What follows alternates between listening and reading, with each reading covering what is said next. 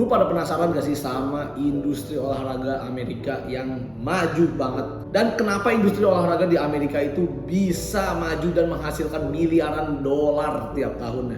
Bayangin miliaran dolar tuh berarti triliunan rupiah gitu loh. Dan apa aja sih rahasianya dan bisa gak Indonesia itu ngikutin Amerika supaya industri olahraga itu bisa powerful dan berkembang ya? Jadi yang pertama, olahraga ini udah jadi budaya di Amerika. Sebenarnya sih di Indonesia juga sama ya, olahraga itu udah jadi suatu budaya. Cuma di Amerika tuh lebih kuat aja gitu culture olahraganya, karena ya mereka punya sampai punya American football kan, olahraga khas dari Amerika sendiri. Dan olahraga juga udah jadi bagian identitas sosial. Contohnya mereka loyal sama tim yang dari kotanya dan sampai tim kampusnya juga sama. Contohnya misalnya gua orang LA ya, Los Angeles bukan Lenteng Agung. Contoh gue orang Los Angeles, gue pasti bakal ngedukung LA Lakers, LA Rams, LA Galaxy, ya kayak gitulah.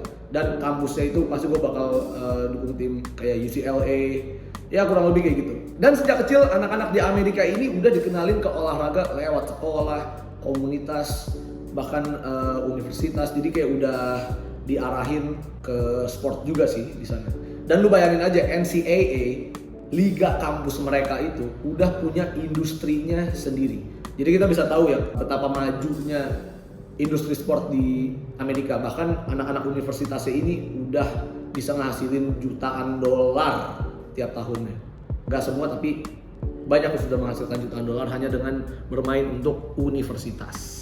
Yang kedua, mereka punya sistem liga profesional yang sudah rapih dan terstruktur. Dari segi marketingnya, dari segi business developmentnya, sponsorship dan lain-lain segala macam, mereka tuh udah rapih dan terstruktur. Jadi gak heran kalau banyak yang mau invest di liga profesional Amerika ya. Dan liga mereka ini sudah sangat terorganisir. NFL, MLB, NBA, MLS, mereka sudah sangat terorganisir dan liga-liga ini punya sistem bisnis yang sangat kuat. Contohnya revenue sharingnya, ada salary cap, dan yang bikin olahraga di Amerika ini sangat kompetitif ya, di berbagai liganya ini tim-tim ini sangat kompetitif. Mereka punya sistem draft pick pemain. Itu yang bikin kompetisinya itu tetap menarik, semua tim itu jadi seimbang dan menarik untuk dilihat ya, karena kita bakal melihat persaingan yang sangat ketat di liga-liganya. Dan media di sini juga punya peran yang sangat besar di sini. Hak siar pertandingannya juga sama, bernilai miliaran dolar. Ya, lu bayangin aja ada jutaan orang yang nonton pertandingan secara langsung di TV ataupun di platform digital. Beda sama di kita ya, paling nonton beberapa ratus ribu aja, dan gue gak tahu sih hak siarnya itu bagaimana ya kan. Dan apalagi hak siarnya Amerika itu platform-platform yang sangat besar ya, contoh ESPN, NBC Sport, bahkan Amazon aja udah pengen ngambil kontrak hak siar untuk di beberapa liga Amerika ya sekarang. Terus udah gitu sponsor juga sangat kuat ya. Sponsorship mereka ini bahkan sampai menamai stadion-stadion di Amerika itu. Banyak stadion yang dinamain dengan nama brand. Contohnya Crypto Arena, ada MetLife dan lain-lain sebagainya ya. Jadi mereka ini jadi brand ambassador global untuk sport industri di Amerika. Dan karena industri olahraga Amerika ini sudah menghasilkan nama-nama besar, banyak perusahaan besar yang ingin memanfaatkan atlet-atlet mereka ini untuk sponsorship ya. Contohnya LeBron James, terus Serena Williams, habis itu Patrick Mahomes, mereka juga dapat nilai kontrak yang sangat besar hanya dari sponsorshipnya. Jadi banyak perusahaan besar yang ingin memanfaatkan influence dari nama-nama besar atlet yang ada di Amerika. Dan ditambah lagi event terbesar di Amerika yaitu Super Bowl jadi ajang iklan yang paling mahal, karena begitu lu naro brand lu di Super Bowl itu pasti lu dapat exposure yang sangat-sangat besar dari acara Super Bowl. Apalagi kalau udah masuk final Super Bowl ya, itu pasti bakal mahal banget dan banyak brand yang berlomba-lomba untuk masuk ke sana dapat iklannya. Dan teknologi pun gak ketinggalan ya. Mulai dari aplikasi tim untuk interaksi langsung, udah gitu lu bisa ngeliat data statistik yang canggih untuk fantasy sport, bahkan untuk sport betting ya, kalau di sana kan legal. Jadi lu untuk sport betting itu lu bisa ngeliat data statistik yang sangat akurat dari aplikasi tersebut. Dan ada juga pengalaman untuk nonton pakai VR bro. Jadi lu nonton pakai VR nih, tapi lu rasanya itu kayak di stadion dan itu live.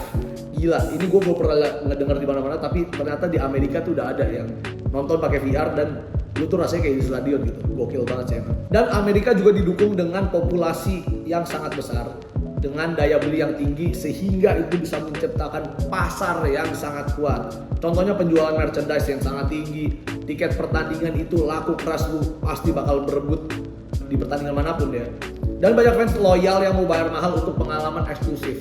Gua baru aja ngeliat di NBA itu ada bener-bener yang namanya pengalaman eksklusif. Lu dapat VIP tiket itu nilainya tuh ratusan ribu dolar kalau nggak salah. Tapi di situ lu bener-bener dapat pengalaman VIP yang sangat luar biasa. Lu bisa ke lounge yang bintang 5, makan makanan enak, lu ketemu sama influencer, sama bisnismen di sana. Itu sangat luar biasa sih di sana ya, karena sudah semaju itu sampai orang itu mau berebut VIP experience-nya.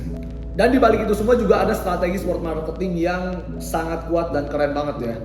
Mulai dari segmentasi pasar yang NFL ini fokus ke pria-pria dewasa, NBA populer di Gen Z dan pasar internasional, dan MLS juga menargetkan anak-anak muda dan komunitas Latin. Bahkan MLB juga sama, dia juga menargetkan komunitas Latin ya, karena kan ada South America yang dimana MLB ini banyak sekali pemain dari sana. Udah gitu data dan AI digunakan dengan sebaik mungkin ya untuk promosi, untuk cari target pasar yang tepat ya kan. Dan ini sangat personal banget dan mereka sangat tepat sasaran untuk menargetkan siapa aja yang bisa dijadikan market untuk di setiap liganya. Dan udah gitu fans juga dikasih pengalaman yang sesuai dengan apa yang mereka mau gitu loh. Dan udah gitu positioning dari industri olahraga mereka nih, setiap liganya itu berbeda-beda ya. NBA ini memposisikan dirinya di secara global, modern, dan inklusif. Udah gitu kalau NFL, mereka memposisikan diri mereka sebagai tradisi dari Amerika dan kebersamaan. Jadi gini, semua itu bikin nilai yang mereka tawarkan ke fans itu sangat-sangat jelas ya. Dari segi entertainment, prestis, komunitas, dan aksesibilitas, itu semua yang mereka tawarkan itu benar-benar jelas. Ya cuma sekedar omongan, tapi benar-benar itu yang mereka tawarkan itu real. Jadi itulah yang bikin banyak sekali orang yang mau menikmati berbagai pertandingan di Liga Amerika, industri olahraga Amerika. Jadi itulah salah satu yang bikin banyak sekali orang-orang yang pengen nonton industri olahraga Amerika, dan kenapa mereka bisa berkembang sangat pesat dan luar biasa perkembangannya. Nah sekarang pertanyaannya adalah, apakah Indonesia bisa mengembangkan strategi industri olahraga yang sama kayak Amerika? Jawabannya bisa banget jawabannya. Jadi gini, kita pertama harus ngebagi segmentasi pasar untuk setiap olahraga. Kita akan ngebagi dua dulu lah ya, anak muda dan keluarga. Contohnya untuk anak muda ini yang bisa dinikmati itu sepak bola, e-sport, terus bola basket ya kan. Dan apalagi gue ngelihat fenomena sekarang anak muda ini lagi benar-benar minatnya itu sangat meningkat ya di industri olahraga. Ketertarikan mereka itu jauh lebih besar daripada sebelum-sebelumnya. Jadi makanya mungkin 3 cabang olahraga itu yang sedang dilatih sama anak-anak muda ini. Dan kalau untuk keluarga itu ada badminton, ada volley, dan berbagai olahraga lainnya ya kan. Sebenarnya untuk sepak bola dan basket juga bisa dinikmati sama berbagai kalangan ya. Contoh sama keluarga pun juga bisa. Tapi mungkin yang lebih nyaman untuk dinikmati sama keluarga itu yaitu badminton, volley, dan targetingnya juga harus tepat sasaran. Fokuslah pertama ke Gen Z yang lagi gila-gilanya sama olahraga. Yang kedua komunitas lokal ya, komunitas fanatik ya, contoh fans dari supporter tim manapun, nah itu juga harus menjadi bagian dari targetingnya. Dan juga keluarga kelas menengah, karena rata-rata hiburan dari keluarga kelas menengah itu adalah industri olahraga. Kalau dari yang gue lihat dari kejadian di Indonesia sekarang ya. Oke, gue akan breakdown lagi ya. Jadi kenapa ke Gen Z dan milenial? Karena mereka ini sangat aktif di sosial media. Mereka juga aktif nonton konten dan suka experience yang sangat unik. Dan yang kedua komunitas lokal dan fanatik. Let's say supporter ya. Supporter di Indonesia itu sangat besar. Contohnya ada Jackmania, Bonek, Viking. Mereka adalah merupakan komunitas-komunitas yang sangat besar. Jadi makanya supporter juga harus dilibatkan dalam targeting ini. Dan yang terakhir, keluarga kelas menengah.